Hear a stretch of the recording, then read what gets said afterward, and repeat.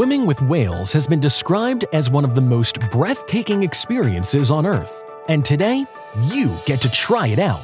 As you get so close to the majestic beasts that you can almost pat them, you realize you've never felt this in touch with nature before.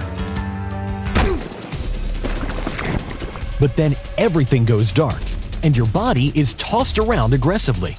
You've just been scooped up in a whale's mouth. You struggle to find your way out, but what are your chances against a 15-ton animal? Here's how to survive getting swallowed by a whale. Most people would tell you that being swallowed by a whale is an immediate death sentence, and they'd have good reason for it. But that doesn't mean that survival is impossible. Just ask Rainer Schimpf. In 2007, he was gobbled up by a whale while taking pictures off South Africa's coast. He immediately held his breath until the whale promptly spit him back out. But what if you weren't released so quickly? How could you avoid being sliced up by the whale's teeth? Is there any way to survive the burning acids of its 4 stomachs? And when would be a bad time to make your escape? Here are some ways that you could get out alive. Oh, and just to be clear, there's only one type of whale that could theoretically swallow a human whole. Most people would think that's the blue whale. Blue whales have giant mouths that could fit hundreds of people inside, and they keep their mouths wide open as they travel through the ocean. But the baleen plates inside their mouths would prevent a person from being swallowed. Even if someone did make it past those, the blue whale's esophagus is only 25 centimeters across, too small to allow a human through.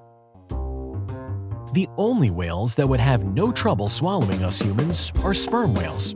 So let's see how we can avoid becoming their dinner. Number 1. Curl up into a tight ball. Bring your arms and legs into your body as tightly as you can and lower your chin to your chest. You need to curl up into the tightest ball you can. This will minimize your body's surface area and decrease the chance you'll get chomped up by the whale's teeth. Sperm whales have 18 to 26 teeth on each side of their jaws, and each tooth weighs up to 1 kilogram. Even if you were curled up into a ball, you'd still be lucky to make it through the mouth without losing an arm or leg. But at least you'd have a chance. Number 2. Don't panic. Yes, we realize that's easier said than done, but there is no time for fear. In a situation like this, you have to use your instincts. Try to feel around in the mouth before you get swallowed. It will be extremely dark, but if you can find something to hold on to, you won't get burned and digested in any of the whale's 4 stomachs. You could try to grab onto the walls of the esophagus, but that would be very difficult as it's covered in mucus. Number 3. Wear a protective suit. Some people might think you're a little paranoid when you show up to swim with the whales in your elaborate wetsuit, but it could very well save your life. You would want a suit that's resistant to hydrochloric acid so that it could survive in the whale's stomachs. One type of suit that might do the trick is called a neoprene wetsuit. There is some evidence that it could withstand the harsh environment in the stomach. You would also need a breathing tube and an oxygen reservoir because there wouldn't be any breathable air. Number 4. Wait to be spit up. It worked for our friend Rainer Schimpf, so why couldn't it work for you? He was lucky enough to be spit out before he was swallowed, but in your case, it's going to be a little more difficult and gross. Luckily for you, sperm whales need to vomit every several hours, so if you were able to survive long enough, you could be spit up with it.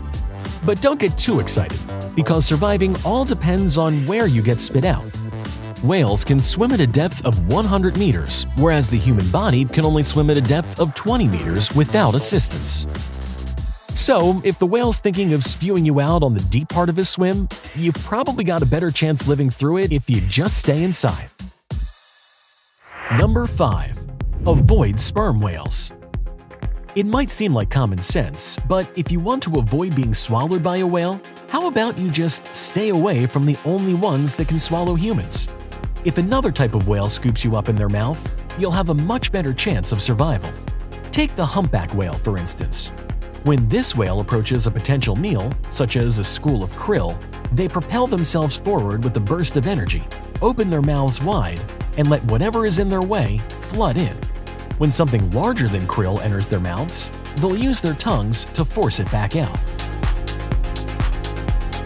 As you have probably gathered by now, even though it is technically possible to survive being swallowed by a whale, it's extremely unlikely. But luckily for us, whales are generally not that interested in humans.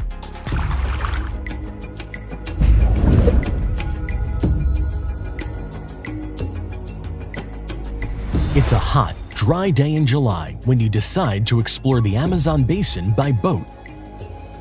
You feel pretty comfortable with your local guide showing you the exotic environment. But all of a sudden, your boat capsizes and you fall overboard into the still, warm water. Luckily, you're a strong swimmer. Wait a minute. What are all those fishes? And why are they swarming? This is how to survive a piranha feeding frenzy.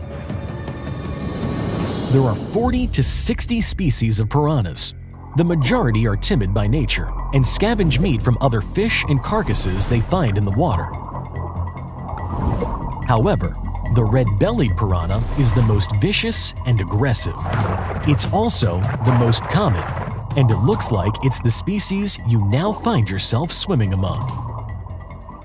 Since it's the dry season, the water is low, and this shoal has grown to over 100 fish with razor-sharp teeth set in powerful, clamping jaws.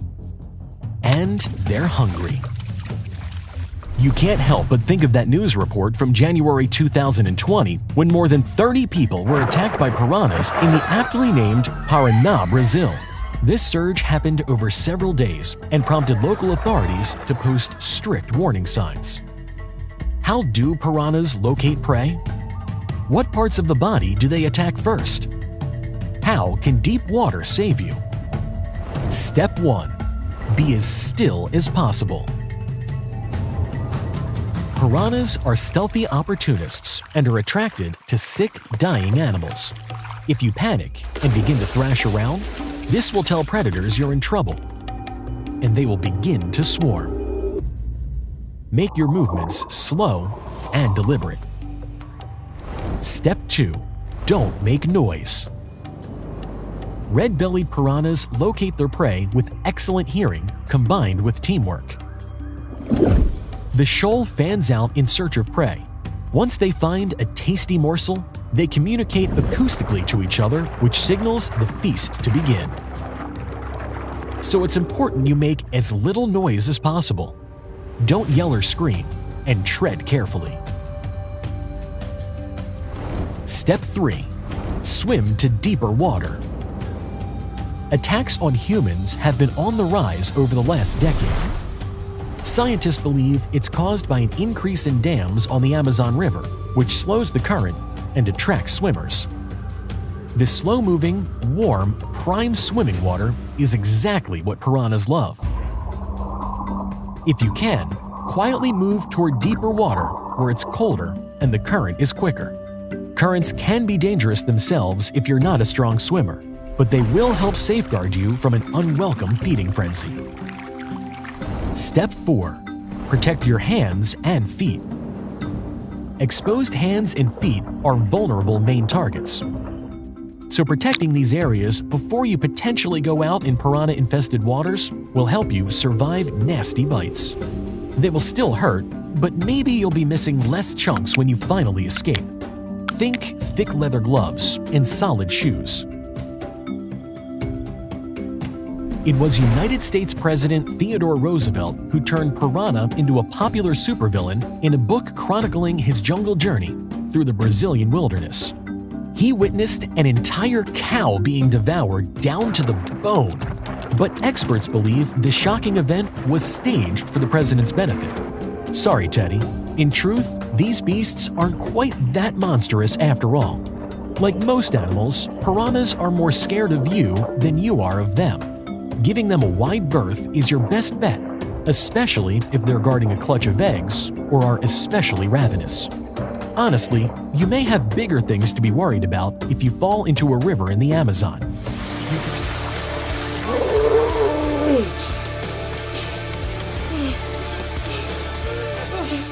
In seconds, its teeth will cut through your skin.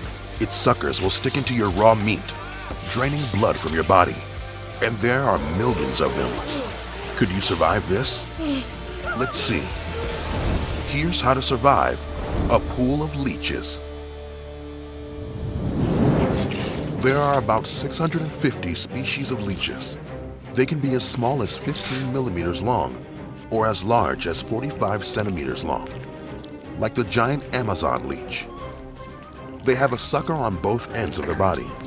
One of them contains the mouth, which secretes a strange type of saliva that numbs its prey. So you won't even notice when they bite into you and start sucking your blood. The saliva will also dilate the blood vessels to increase blood flow, so they can drink and drink again until they quench their thirst for blood. How many leeches would kill you? How long would it take them? And how could they sneak into your intestines? Step 1. Freeze. It's filled with 9 million thirsty leeches.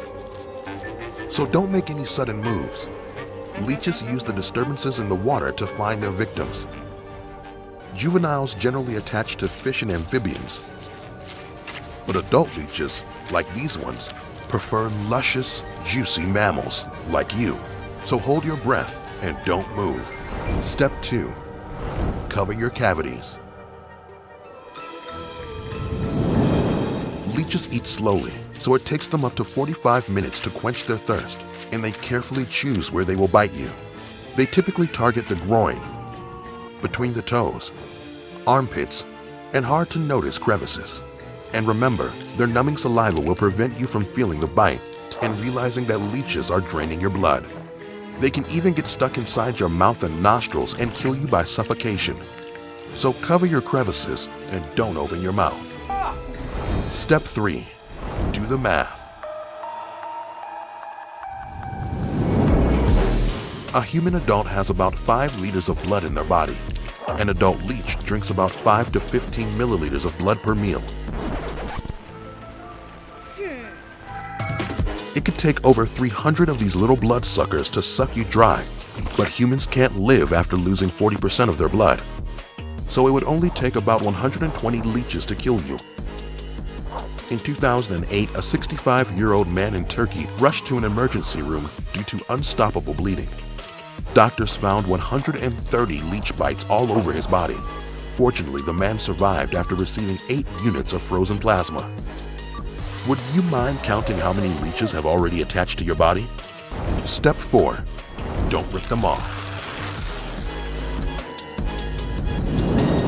Don't panic and try to rip them off your body, as they hook into your skin, which would seriously hurt you.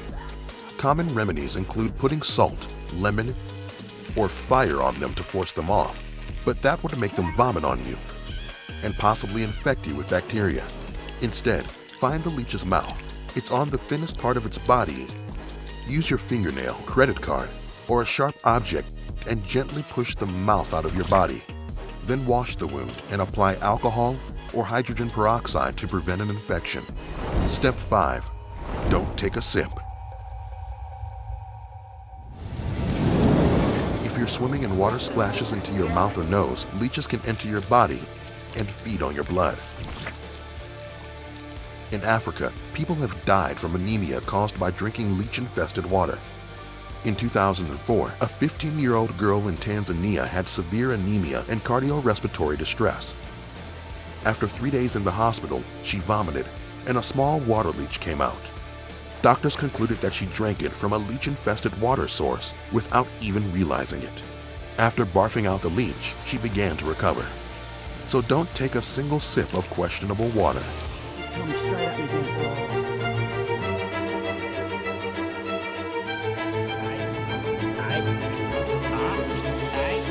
You're swimming in the sea when you feel a long creature brush by you underwater. Suddenly, there's a sharp pain in your arm. Whatever that thing was, it just bit you. You see it slithering away through the water. Was that a snake? And how concerned should you be about its bite? Here's how to survive venomous sea snakes. Sea snakes live in the tropical waters of the Indian and Pacific Oceans, but not in the Atlantic Ocean. Despite this, they are the world's most abundant and venomous reptiles. Just one of their bites could ruin your whole day, and maybe even your whole life. Their venom is a potent neurotoxin that can kill you if you don't get treated immediately. So how can you avoid being bitten? What should you do if one sinks their fangs into you? What are your chances of surviving? Step 1. Don't upset them. Be aware of your surroundings at all times. If you can, avoid the waters where snakes are known to live. If you see any snakes, keep your distance. Do not grab or engage with them in any way. If you make any aggressive or provocative actions, they will cause the snake to strike. If a snake approaches you, stay calm. They don't have the best eyesight and may only want to investigate. Once it knows you're not a threat or a potential mate, it should leave you alone. Then move away slowly. The snake might interpret any fast movements as a threat, and be aware they can swim backward just as fast as forward. But what if it bites you? Step 2. Get out of the water. Sea snake venom can paralyze your muscles, so after being bitten, the most important thing you can do is get out of the water. Otherwise, you could drown, and don't bother trying to suck out the poison. It won't help. Step 3. Apply pressure. Immediately remove any clothing or wetsuit around the bite. The area needs to be clear for treatment. Apply pressure to the wound as soon as possible to slow the venom spread. Wrap the wound tightly with a pressure bandage and continue it as far up your arm or leg as you can, but don't cut off your circulation. Every 10 minutes, remove the bandage and clean the wound. Then reapply the bandage. Continue this process for 4 to 6 hours after being bitten. Step 4. Get medical help. There are 50 species of sea snakes, and all of them are venomous. Once bitten, you'll need medical treatment right away. If you don't feel any effects from the venom, get to a medical facility and calmly let them know what happened. It can sometimes take up to 3 hours for the poison to take effect. You could feel muscle pain or have paralysis and difficulty speaking. You'll likely be admitted into the intensive care unit and be treated with antivenom. Thousands of divers and anglers get bitten by sea snakes every year. Anglers often get bitten when pulling nets out of the water. A 23-year-old was working on a trawler 75 kilometers off the coast of northern Australia. A sea snake bit him as he pulled a net out of the sea. His ship sent an immediate call for help, but he died within 2 hours. Thankfully, this was a rare case, as only about 3% of the bites are fatal. But a sea snake bite still won't be much fun for you, so keep an eye out for them in the water, and don't think you're any safer on land. Sea snakes are amphibious and go onto the land to shed their skin, mate, and lay eggs. They are not the only deadly snakes known to venture out of their watery homes. Take the anaconda, for instance. If one of these beasts latches onto you, you'll need a lot more than an anti-venom to save your life.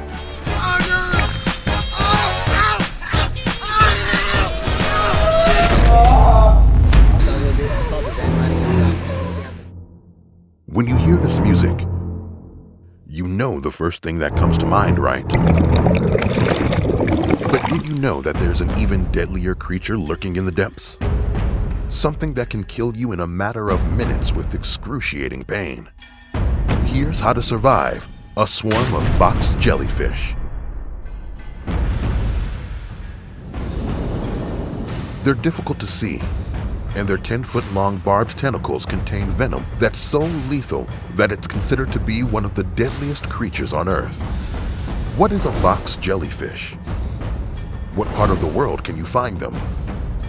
If someone gets stung, should you pee on them? If you want to survive this lethal attack, follow these steps. Step 1. Run.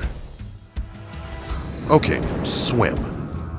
You'll want to get away as fast as you can. Box jellyfish are intentional swimmers, meaning they can propel themselves in your direction, unlike other kinds of jellyfish that simply float along the current. Scientists have identified more than 2,000 types of jellyfish, 50 kinds of box jellyfish, and being stung by one can kill you. A study of stinging incidents on a Thai beach found that 6 out of 15 were deadly. If you do get stung, at first it will feel like you've been bitten, but there will not be any evidence of an attacker. The sting will have come from the jellyfish's tentacles, which make jellyfish Mother Nature's stinging machines. Each tentacle contains thousands of stinging cells. Go deeper and you'll find nematocysts. Inside each nematocyst is a stinging thread, coiled and ready to be launched. They can fire a microscopic harpoon at 60 kilometers per hour. Inside that harpoon is a spiny, hollow tube that injects the venom into its victim. Now you'll need to get medical attention right away. In only 3 minutes, a box jellyfish sting can be fatal. Your heart is about to start racing as your body freaks out and shuts down. Muscle spasms, extreme fatigue, and confusion will set in quickly, and you'll have difficulty breathing. Scientist Angel Yanagihara suffered this horrific sting in 1997 in Hawaii while studying for her PhD. Only 500 meters offshore, she swam into a swarm of box jellyfish. It was early, before dawn, and she didn't see a thing, but she felt the stinging in her neck and arms, and her lungs felt like they were on fire and started to collapse. Miraculously, she made her way back to shore, and 3 days later, after recovering enough to get out of bed, she decided to dedicate her life to studying these jellyfish and help save people from their fatal venom. Step 2. Remove the stingers. You'll need to work quickly to find and remove the stingers. If you're the person doing the removing, use tweezers, a credit card, or some other tool. You don't want to come in contact with the venom. Removing the stingers will also prevent more poison from entering the person's bloodstream. Don't use fresh water on the wounds because that will make the pain even worse. Treat wounded areas with vinegar. This won't be difficult as the stinging tentacles will leave thick, rope-like marks on the victim's body. The vinegar will help stop the venom from spreading and provide some pain relief. And I don't care what you've read or seen on the internet, do not pee on the victim. This is an urban myth. It does not work, and it's gross. The victim has enough problems right now. The ammonia and urine in pee can help some stings if they're applied separately to the wounds, but our pee contains so much water that it would likely inflict more pain. A 10-year-old Australian boy was stung by a box jellyfish, but under very fortunate circumstances. He was in the middle of a swimming lesson and surrounded by lifeguards. He was about 50 meters offshore when he was stung. Immediately, he was brought back to the beach and given oxygen as other lifeguards poured vinegar on his wounds. He was taken to a nearby hospital with an elevated heart rate, but stabilized shortly after that. After an ECG and some ibuprofen, he had a hot shower and was released within a few hours. Step 3. Avoid them in the first place. Knowing the dangers of these creatures, where they live, and how they behave will go a long way in preventing this from happening. Box jellyfish can be found a few hundred meters offshore.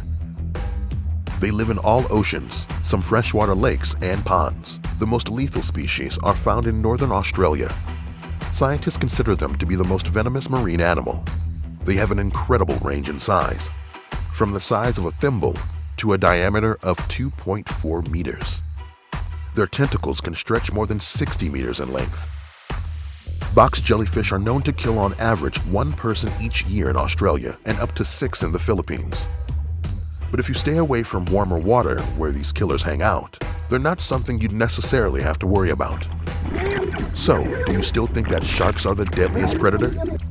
These jellyfish are nearly invisible in the water, don't leave blood behind when they attack, and they can kill you much faster than Jaws ever could.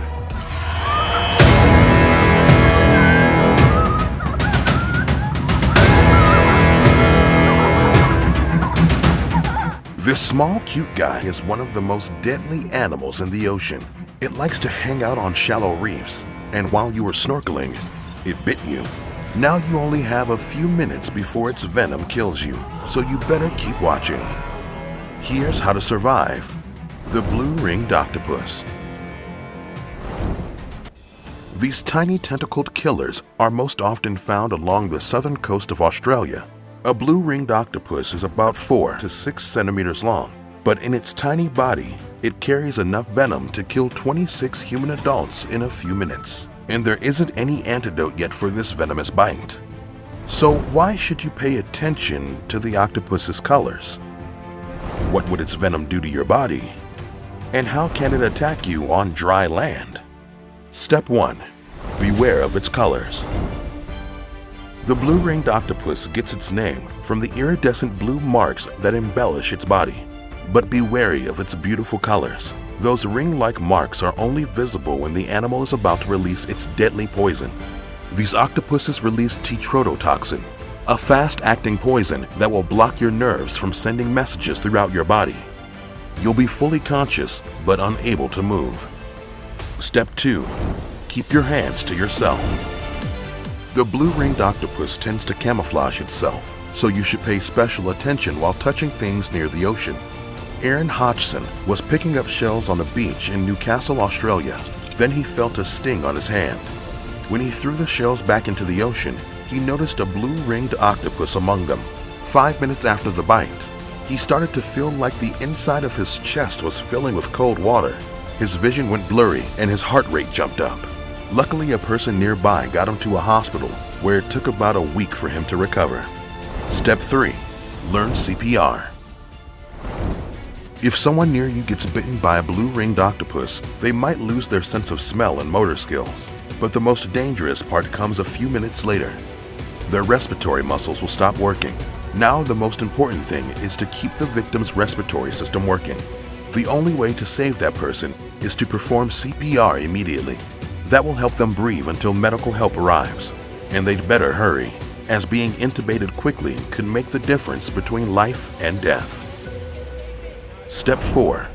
Wear shoes. In 2018, fisherman Mitchell Ogg was working on Garden Island in Australia when a blue-ringed octopus bit him. The mollusk had attached itself to a crayfish pot he pulled up into his boat. He didn't see the octopus until it stung his bare foot. Luckily, Navy paramedics were nearby and provided help until he was taken to a hospital. He was released after 1 day. In most cases, the octopus bites when people handle or step on it, so wearing shoes can keep you safer. Step 5. Keep swimming. If you spot a blue-ringed octopus, it's likely to swim away from you. But if it feels threatened, a blue-ringed octopus will use its 8 arms filled with muscular suckers to stick to your body, and it'll bite you. They aren't aggressive animals, and they don't see the need to interact with you or other creatures. So keep swimming, and don't harass or handle them. You survived a blue-ringed octopus bite, but it isn't the only venomous marine creature out there.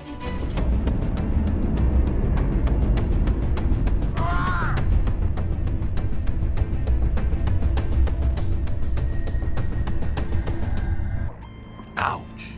That rock you just stepped on was really sharp. But wait a minute.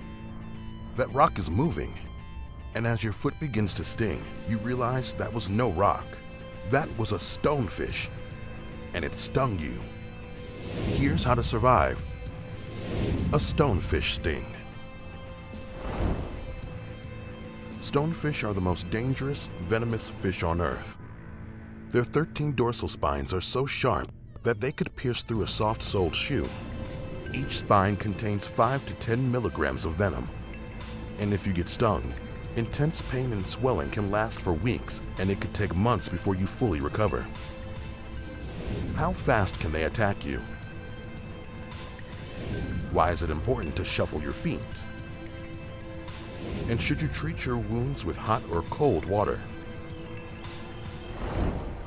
The stonefish gets its name because it's an expert in camouflage. It often looks like an encrusted rock or a lump of coral. They can be a combination of gray, brown, orange, red, and yellow. These fish have big, bulbous eyes. They measure about 38 centimeters and weigh about 1.5 kilograms. While they don't attack humans, they are deadly to other ocean creatures, especially fish and crustaceans. If you think a sports car is fast, stonefish attack their prey in just 0.015 seconds. Stonefish are so fast that researchers need high-speed camera equipment to record them feeding. And contrary to popular belief, they do not use the venom in their spines to kill prey. Instead, they capture their prey with their incredible speed and suck their prey out of the water in a blink of an eye. So while you may not be their prey, if you stepped on one by accident, you are going to be in some serious pain. Step 1. Protect your feet. Always wear shoes while walking on shores, beaches, and even in shallow water. If you're going to walk in deeper water, wear thick-soled shoes if possible. Since stonefish usually live on rubble or coral bottoms, often under rocks or ledges, it is easy to step on them accidentally. They are also known to bury in sand using their large pectoral fins. Each venomous dorsal fin spine is armed with 2 venom glands, which release venom when the fish is disturbed or stepped on. In addition, the stonefish also has 2 pelvic and 3 anal spines hidden underneath its thick skin. Some spikes on the fish are not venomous, but others are. Regardless, getting stung or scratched by the spine is extremely painful. Step 2. Act quickly. If the fish stings you, get out of the water as fast as you can. Use the hottest water you can tolerate on the wound for 30 to 90 minutes. It should be up to 60 degrees Celsius. Poisons are heat sensitive. This technique can help weaken the venom and lessen some pain. A stonefish causes intense pain and swelling at the site of the sting. The swelling can spread to an entire arm or leg within minutes. Usually you have around 45 minutes to an hour to seek help before things get really bad, depending on the severity of the sting. This is because it takes less than an hour for stonefish venom to kill a human.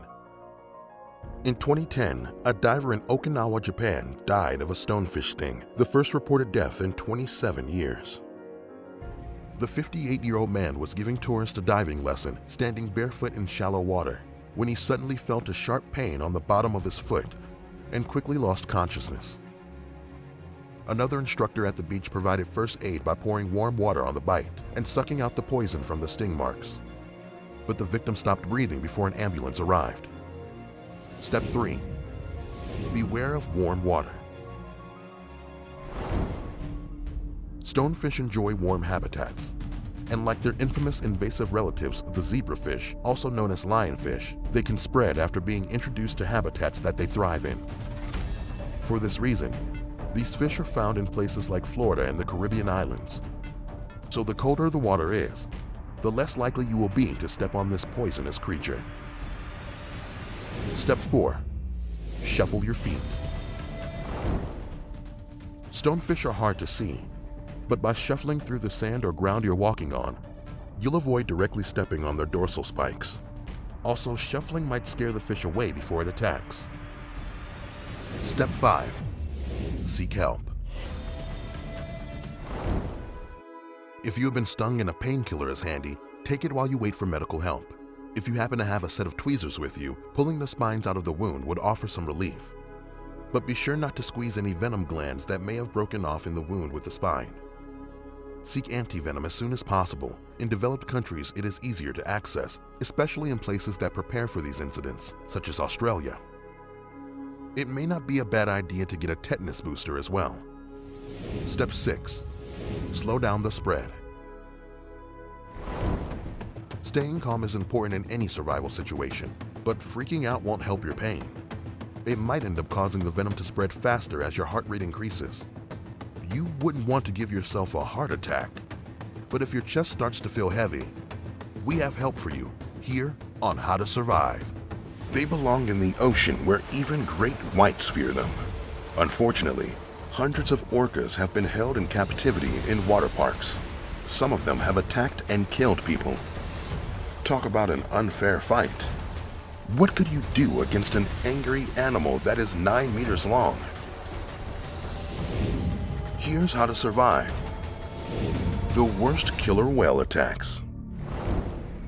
These majestic creatures are highly intelligent and have complex social structures.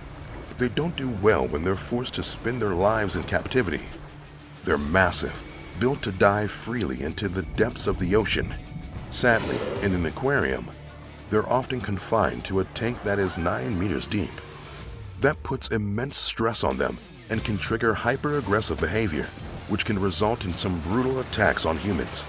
This includes people they're familiar with, like their trainers and handlers. Which famous orca killed 3 people? Are there warning signs before an attack? How can a haircut be the difference between life or death? Number 3. Kasetka.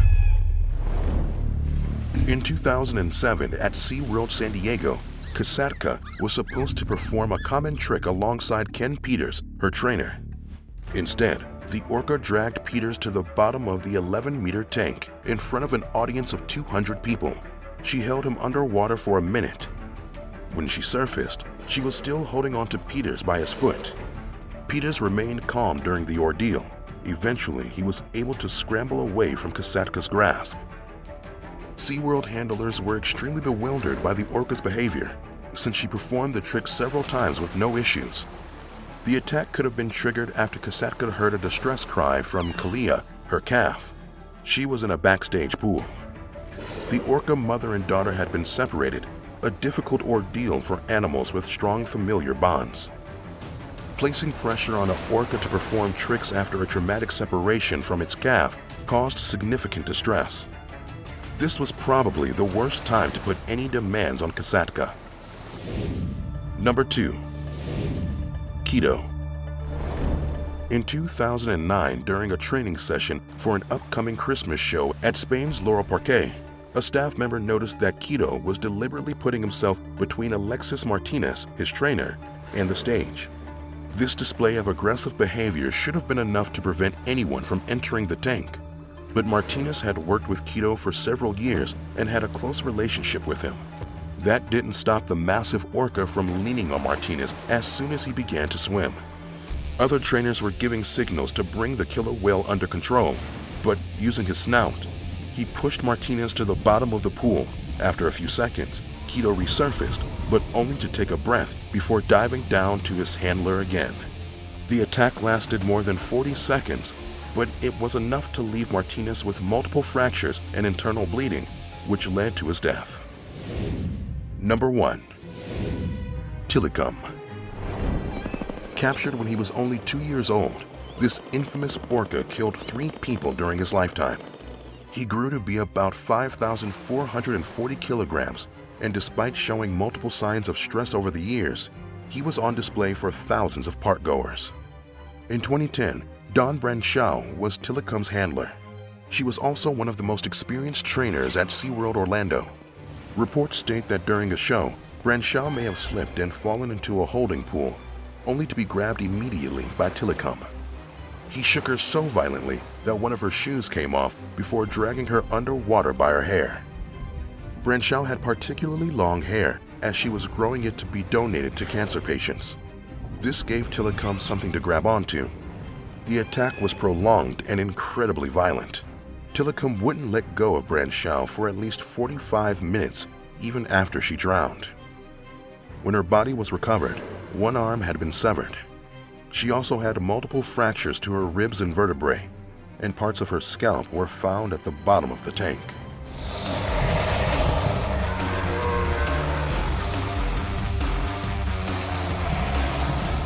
It's got you.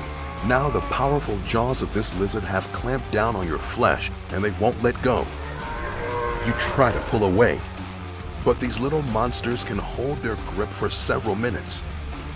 And that's not even the worst part, because the whole time that they're biting you, they're also doing something else that could send you to the intensive care unit, or worse. Here's how to survive a Gila monster. When a creature has the word monster in its name, you'd expect them to be pretty aggressive, but these monsters are actually quite shy. So shy that they spend most of the year in underground burrows. But being underground for so long can build up quite the appetite, so eventually, they come up to the surface to eat. And when they do, they make up for the lost time. Gila monsters can eat 1/3 of their body weight in a single meal. If you get in their way, you may experience one of the most painful bites in the animal kingdom. The glands behind their teeth produce a neurotoxin. If it gets in your blood, it will cause extreme pain, swelling, and drastic changes in your blood pressure. And in case that's not bad enough, there are no antivenoms for this bite. How fast can these monsters chase you? Why is trying to shake them off a terrible idea? And how can you pry their jaws open? Step 1. don't pet it. Although they are carnivores, Gila monsters eat eggs, birds, frogs, and small mammals. So humans are not on the menu. For a creature that moves at the pace of 1.6 kilometers per hour, eating us would be no easy task. But when they feel threatened, their powerful jaw muscles can deliver a strong and painful bite. As fascinating and beautiful as this creature is, you should keep your distance if you come across one. And never try to pet it. Step 2. Don't shake it off. If you didn't pay attention to step 1 and the lizard has bitten you, the worst thing you can do is try to shake it off.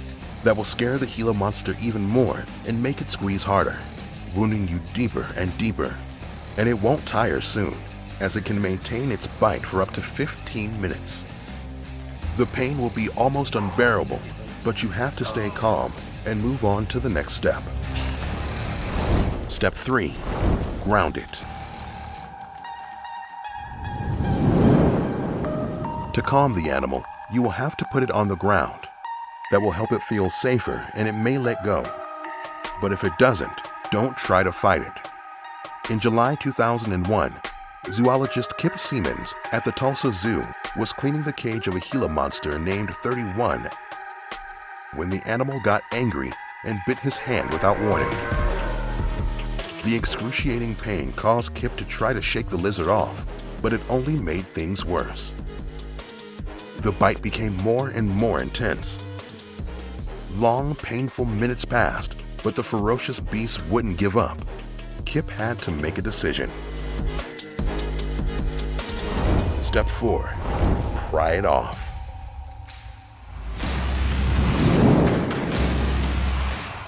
The ferocious Gila monster biting Kip's hand had been maintaining its intense grip for about 4 minutes when he managed to grab a spoon and he pried the animal's mouth open.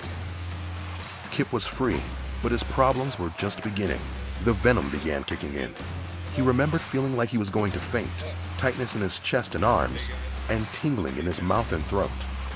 His stomach was cramping, and his vision was blurry. That brings us to the next step. Step 5. Go to the hospital. Yep, there is no Gila monster antivenom, so your best chance of surviving is to get medical attention immediately, as Kip Siemens did. When he got to the hospital, he could not see.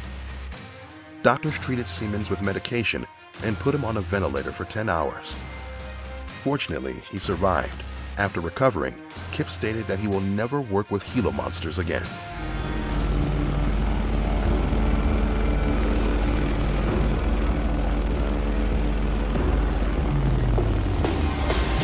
The pilot has lost control of this plane, and even if you survive the crash, you'd fall into one of the most toxic places on Earth, Lake Natron.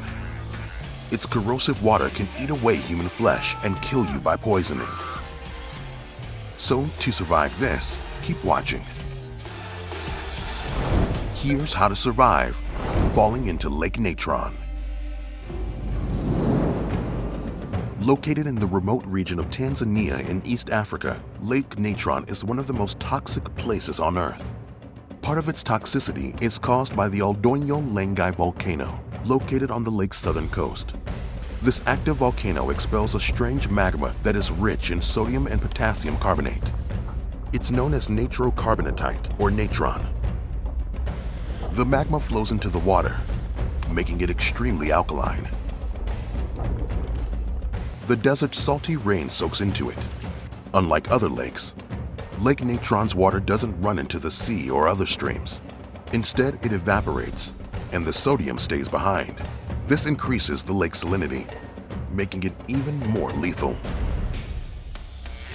Most animals cannot survive these corrosive waters. If they fall in, they could die before touching the bottom of the lake. Ancient Egyptians used the same chemicals to turn dead bodies into mummies by eroding the skin and calcifying the remains.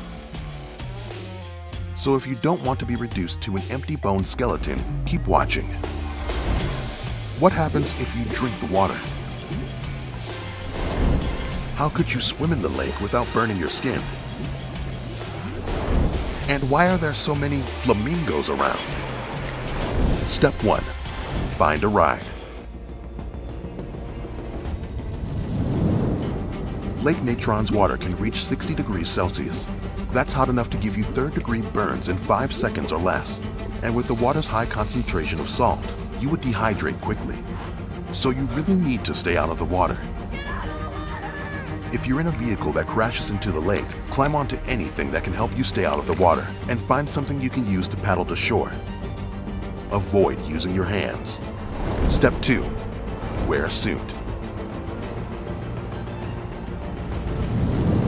If an emergency happens and you have a dry suit, get into it fast. When you're in Lake Natron's corrosive water, the dry suit can help insulate your body from the sodium. But you still need to get to shore fast. The salt will soon dry out the suit's fabric. And once it touches you, it can burn your skin and corrode away your tissue. Step 3. Swim clumsily. If you fall into the lake during the wet season, it could be up to 3 meters deep. The good news is, you won't sink due to the extremely high salt concentration in the water. The bad news is, the hot water will burn you. No matter what, don't let the water get in your mouth, nose, ears, or eyes. The water is almost as corrosive as ammonia, so if you swallow it, you'll die. And if it splashes into your eyes, it could permanently blind you. So forget about your swimming lessons and keep your head above the water. Step 4. Work together. In 2007, a documentary film crew was flying over Lake Natron. Its surface was clear and beautiful that morning. But the helicopter's landing skid hit the lake's surface. The entire craft plunged into the corrosive water and caught fire. Cameraman Ben Herbertson recalls that the hot, salty water was burning his eyes. The pilot broke his leg and suffered severe cuts to his face. The producer broke his hip. Herbertson and other passengers helped them out of the chopper. The water wasn't deep, so they tried to drag their wounded to shore. But Lake Natron is 1,040 square meters in size, so they had a long way to go. Fortunately, they were just a few kilometers from the coast, so Herbertson and one of the guides rushed to the nearby Maasai village for help. Step 5. Make friends. The guide speaks the Maasai language and quickly explained what happened. The young villagers improvised stretchers with their walking sticks and clothing, so they can lift injured passengers out of the lake's hot, dangerous water. The entire team survived, but the pilot and producer were flown to hospitals in Nairobi and South Africa. This caustic lake can be fatal to you and many other animals, but surprisingly, it is full of life. Every 3 to 4 years, up to 2 million lesser flamingos take advantage of the islands in the middle of the deadly lake to raise their babies away from predators. They are so well adapted that they feed on the salty algae growing at the bottom of the lake. Since 75% of the world's population of this near-threatened species is born in this harsh environment, Lake Natron is essential for its survival. So looks are deceiving. They're fast, they're ruthless, and they're hungry. Their sharp teeth can destroy you in seconds. And no, playing dead will not fool them. It's not that they want to eat you, they're just a bit nosy. And they might bite a chunk off you out of curiosity. If you think it's impossible to survive a shark attack, we have 4 stories that will show you otherwise. But there's a catch. Only one of these survivors made it out in one piece. Stick around to see how the others survived their painful ordeals. Afraid of sharks? Why stop there? Click that subscribe button to see why leopard seals, giant squids, and killer whales should scare you too. In 2006, Bernie Williams was scuba diving 3 kilometers off the beach in Perth, Australia. While searching for crayfish, Williams was suddenly struck on the side with what he said to be the force of a truck.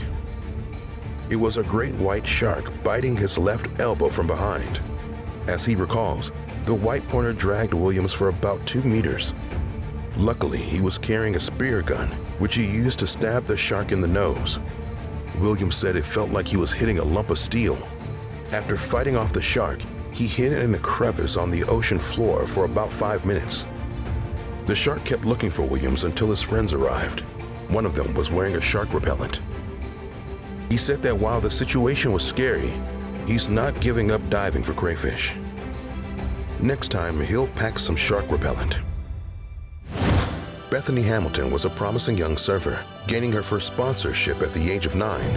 In 2003, 13-year-old Bethany was attacked by a 4.3-meter tiger shark while surfing in Tunnels Beach, Hawaii. Thankfully, she was surfing with her friend Alana Blanchard and Alana's father and brother. They helped paddle her back to shore, where she was then taken to Wilcox Memorial Hospital. The attack left her with her left arm severed below the shoulder. She lost 60% of her blood and went into hypovolemic shock. Not only did she survive, but it took her less than 1 month to get back into the water and less than 3 months to compete again. Her story inspired a Hollywood film as well as a documentary. She doesn't often talk about the attack, but has been open about her journey to recovery, and very open about her views on transgender athletes. In 2015, 26-year-old Chris Blows was attacked by a shark while surfing on the Eyre Peninsula in South Australia. The 5.5-meter great white grabbed Chris and his board while he was paddling. Blows says the shark shook him and played with him for a bit. The second time the shark attacked, it pulled his leg off. That's when his friends arrived to help him. They saved his life by creating an improvised tourniquet using the surfboard leash. Chris's heart stopped on the shore, and paramedics had to administer CPR to regain his vital signs. He was in a coma for 10 days following the attack. After waking up to discover the shark's tooth was found embedded in the surfboard, he asked to keep it. There's usually a $100,000 fine for possessing, selling, or purchasing any part of white sharks in Australia. However, under this special circumstance, an exemption was granted. Chris says he would never kill a shark for its tooth, but since he's not getting his leg back, and the shark is not getting its tooth, he sees no reason he can't have it. In 2014, Sean Pollard was teaching his girlfriend Claire how to surf at Kelpabeds Beach in Western Australia. After the lesson, Claire returned to relax on the beach, and Sean decided to stay in the water and catch bigger waves. Pollard was so far out that Claire couldn't see him anymore. That's when a shark took a bite out of Sean's surfboard. Next, it bit his leg. After that, it started going for his arms. Sean turned around to face the shark, and that's when it came up out of the water and went for the kill. Pollard recalls seeing the shark's black eye right there in front of him. It's a vision that will be forever burnt in his mind. With both his arms in its mouth, the shark pulled Sean underwater. Pollard held his breath while the shark violently shook him 7 or 8 times.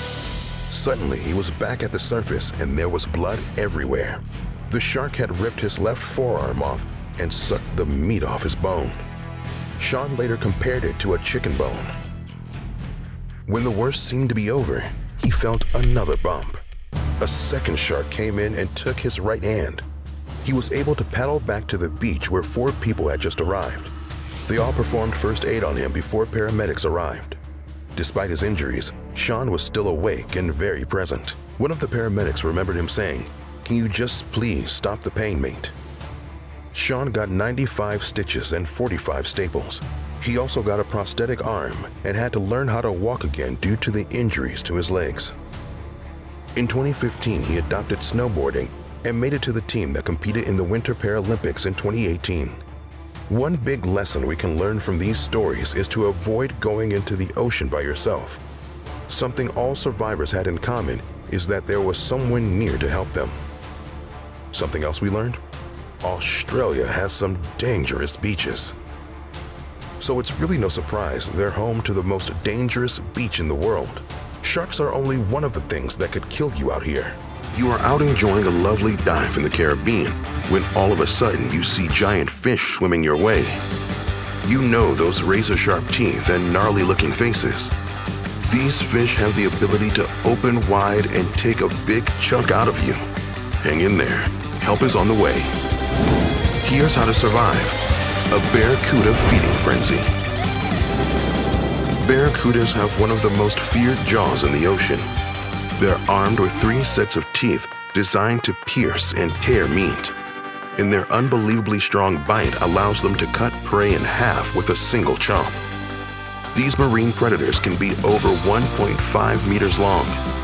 They're terrific swimmers, and their spear-like shape help them reach speeds of 58 kilometers per hour. How could they attack even if you're not in the water? Why should you ditch your earrings? And what type of clothing could protect you? Step 1. Leave jewelry at home. Barracudas are opportunistic hunters and rely on their excellent vision to do so. When they spot something they like, it's game on. They're all about catching their prey by surprise attack. Their favorite thing on the menu is shiny fish, so they're particularly attracted to gleaming objects that can be mistaken for dinner. This includes metallic jewelry such as earrings and necklaces. Even diving knives can catch their attention. Next time you feel like taking a dip, make sure you leave the bling behind. Step 2. Give them what they want. Another thing about these merciless predators is they're incredibly competitive when it comes to food. They'll do their best to steal fish that you've already caught, and they can take it from a spear while diving, or worse. If you're fishing, they'll try to swipe your catch right off the line. Since you'll be battling a 45-kilogram beast, it won't be an easy fight. It could result in you getting hurt or swarmed if you get pulled in. It might be best to let them have your fish before they set their jaws on you. Step 3. Be ready to move. Carrie Lawson and her boyfriend were kayaking in the Florida Keys when they spotted a massive barracuda swimming swiftly toward them. The giant fish jumped out of the water, hitting Larson with enough force to break her ribs and puncture one of her lungs. She spent several days recovering in an area hospital and was lucky to survive the encounter. Being in a small boat or kayak won't keep you safe. The moment you see a barracuda, as far away as it might be, it's your cue to go. Step 4. Wear protection. An adult barracuda can have up to 200 teeth, so getting a bite will likely mean dozens of stitches for you, and that's the best case scenario. Those fangs can cause serious injuries, such as nerve and muscle damage. Make sure you wear an armored wetsuit that can provide the added protection you are definitely going to need. Step 5. Don't become food. This might sound obvious, but don't swim right into a barracuda feeding frenzy. When hunting in groups, they trap a school of fish by swimming in circles and eating every last piece of them. Trust me, you don't want to be anywhere near that. In January 2022, a woman swimming on a beach in the Cayman Islands was bitten on her right arm by a barracuda. Officials from the Cayman Islands Department of Environment said the fish was likely feeding in a group and there were several schools of fish in the area. Hopefully you'll be more mindful of where you decide to take a dip, or you might end up swarmed by other meat eaters, like this one. Would you know what to do? Keep watching here on How to Survive.